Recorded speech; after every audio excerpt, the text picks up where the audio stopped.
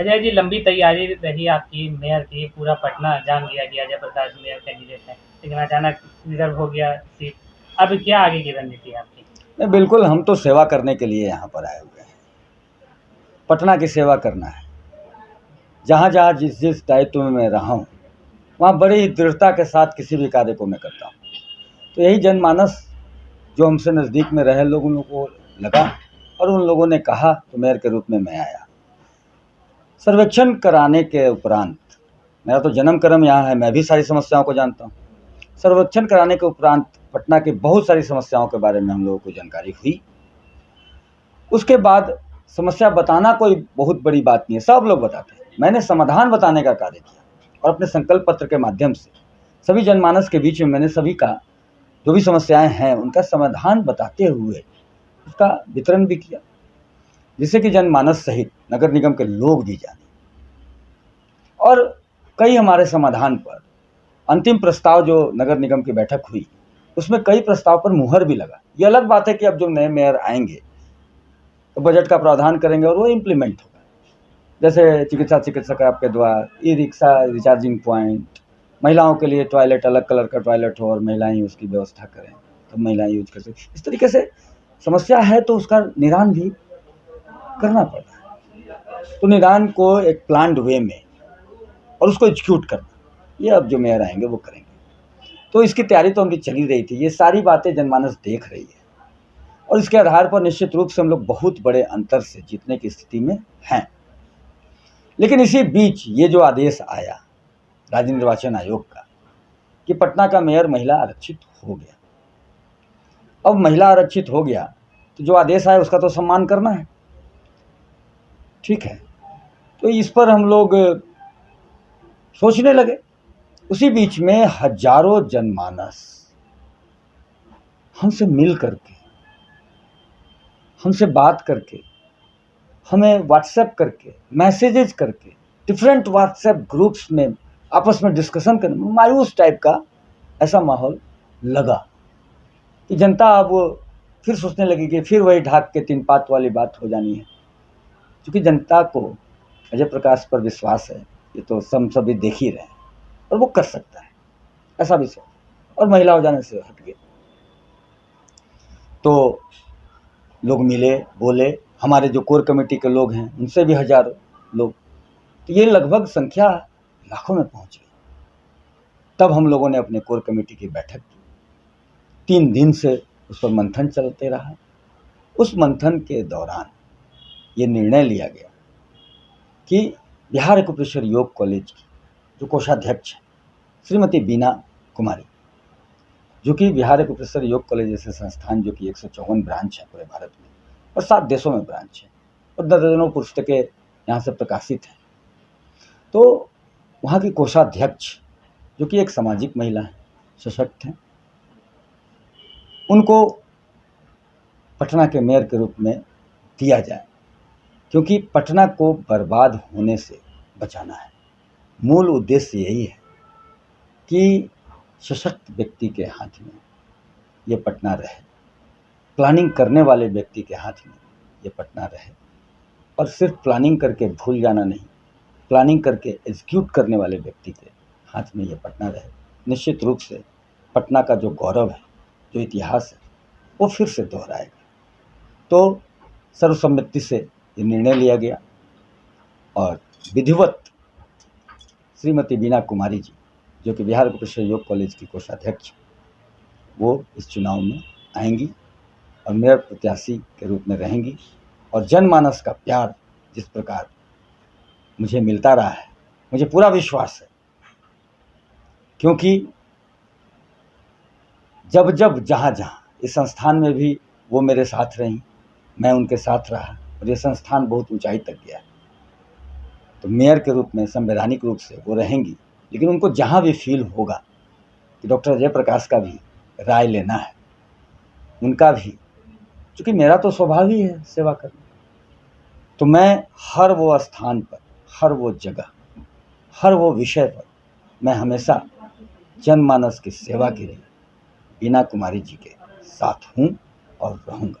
निश्चित रूप से पहले की भांति पटना सशक्त बनेगा, सुंदर बनेगा, स्वस्थ बनेगा, स्वच्छ बनेगा, संपूर्ण पटना विकसित होगा, नंबर 1 बनेगा। वीणा जी मेयर चुनी जाती हैं तो कहीं ऐसा तो नहीं कि फिर वही कहानी मेयर पति और मुखिया पति जैसे हो जाएगी? अजय प्रकाश ही मेयर की भूमिका अदा कर रहे हैं और वीणा जी मेरा जो कार्य रहा है वो सेवा कार्य रहा है। निश्चित रूप से मैं कहीं जहाँ सेवा दे रहा हूँ वहाँ रहूँगा। और भी ईश्वर ने जो जनता का प्यार मुझे दिया है, चाहे तिरंगा यात्रा की बात करें, गंगा आरती की बात करें, मतलब एक इतिहास रचा गया है। 50,000 की संख्या तिरंगा यात्रा में, 35,000 की जनसंख्या गंगा आरती में, ये जन सैलाब उमड़ पड़ा। तो सेवा करने के कारण ही हुआ है। निश्चित रूप से जनता की सेवा तो मैं करता ही रहूँगा। अगर मेयर के रूप में, मैंने पहले ही बताया, वीणा कुमारी जी अगर ज़रूरत महसूस करेंगी मेरा राय लेने का, तो निश्चित रूप से मैं वहाँ भी उपस्थित रहूँगा, क्योंकि सेवा करना मेरा कार्य है। मेयर पति नहीं या मेयर पत्नी नहीं, वो अपने स्थान पर, मैं अपने स्थान पर, लेकिन विचार विमर्श तो होता ही ना है। हम लोग को तो साथ काम करने का आदत लगा हुआ है, साथ मिल करके डिसीजन लेते हैं। तो संवैधानिक जहाँ पद है वहाँ तो वही देखेंगे। निश्चित रूप से मुझे जहाँ संवैधानिक पद पर मैं रहूँगा या रहता हूँ मैं देखूँगा, लेकिन आपस में तो राय लेंगे ही ना। तो हर जगह मैं उपस्थित रहूँगा उनके साथ, प्रत्येक जगह। आरक्षण का रोस्टर नहीं बदला, आपको कहीं कभी खतरा महसूस हुआ था? चूंकि आप एक बार निर्वाचन आयोग भी गए थे आरक्षण की स्थिति की समीक्षा के आवेदन को लेके। मेरा मानना ये है कि पटना बिहार की राजधानी है, और बिहार की राजधानी होने के नाते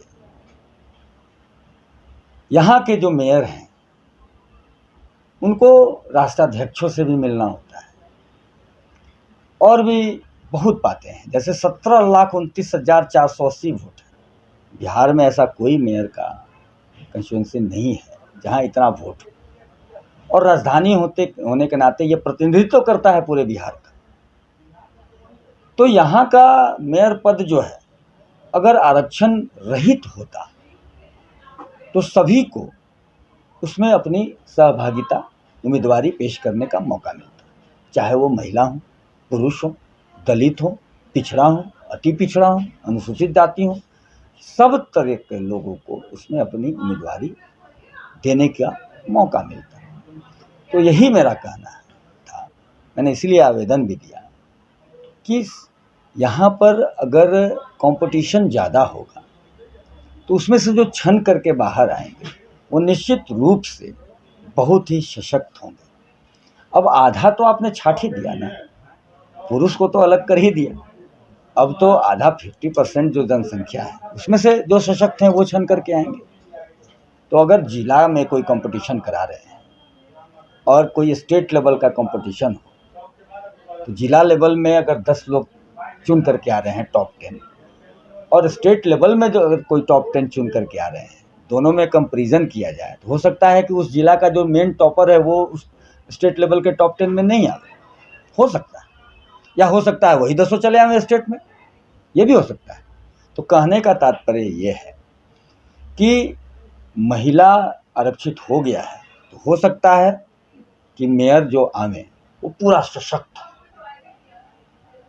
वो पुरुषों की तुलना में भी टॉप पर हो, क्योंकि अगर आरक्षण रहित भी करते तो हो सकता है कि अगर वो सशक्त होती तो जनता उन्हीं को चुनती। लेकिन बंधन में नहीं बांधना चाहिए था, मेरा यही निवेदन था कि पुरुष और महिला सभी लोग, सभी के लिए यहाँ जनरल करना चाहिए था। उस कंपटीशन में से जो निकल करके आता वो सारे लोगों के बीच से निकल करके आता। अब महिला हो गया है तो निश्चित रूप से हम लोग तो देख ही चुके हैं ना कि महिला सशक्तता उसमें भी आवश्यक है, वैसे ही मेयर को जिताने की आवश्यकता है। तो अब तो हैं इनके द्वारा, ये समाज सेवी भी हैं, ये जनता की सेवा भी करती हैं, इस कॉलेज का भी संचालन करती हैं, तो हर तरह का तो इनके पास अनुभव है। अब मेयर के रूप में जब आएंगी तो उस अनुभव को वहाँ पर इम्प्लीमेंट करेंगी और पूरी सशक्तता के साथ पटना को सुंदर स्वच्छ बनाएंगे। के तौर पर आप आ गए हैं सामने, क्या कुछ आपकी प्राथमिकताएं रहेंगी, क्या करना चाहेंगी आप पटना अगर मेयर आप चुनेंगी तो? पटना के लोगों को जितना चीज़ की आवश्यकता होगी वो सब हम पूर्ति करेंगे। क्या कुछ समस्याएं आपको नजर आती हैं पटना में जो कि लगता है कि इसको दूर करना चाहिए, नहीं हुआ है? पटना को सुंदर बनाना है और पटना को सुसज्जित बनाना है। जब मैं मेयर के रूप में आऊँगी तो पटना को सुंदर बनाऊँगी, स्वस्थ बनाऊँगी और सुसज्जित बनाऊँगी।